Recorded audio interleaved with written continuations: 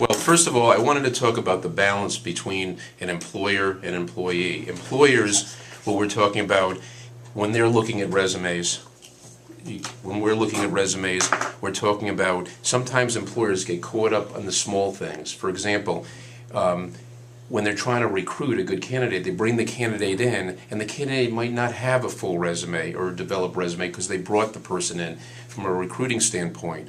Or they all of a sudden look at longevity issues, how long somebody's been in a job, and rather than ask them for an explanation, they say, well, you know what, the person's longevity in a job is very short, we're not interested in the person for an explanation. So they're losing potentially good candidates.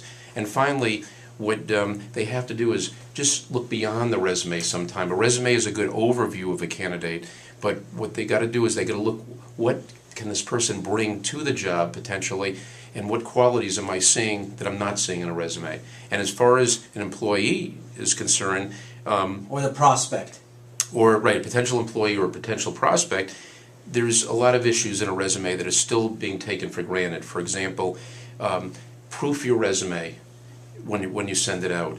Whether it's so I many. tell you, at least 40 to 50% of all resumes I read, Mark, have punctuation, typos, and issues with it. No cover letter, and right away, just that alone, we discard them.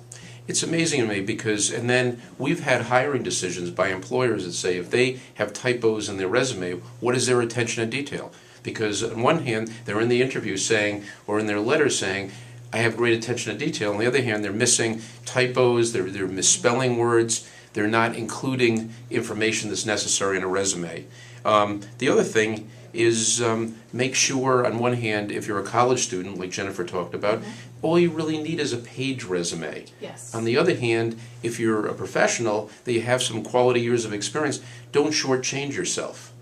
So, on a balance, employers and prospective employees have to look at resume has value, but at the same time, you've got to look at it as a marketing piece for an employee or a potential employee, and you have to put your best foot forward. And employers have to look, well, on one hand, I agree with you. If somebody has typos or somebody doesn't really care about their resume, they lack attention to detail, that should be a non-starter. Not even a cover letter. Right, I think if they don't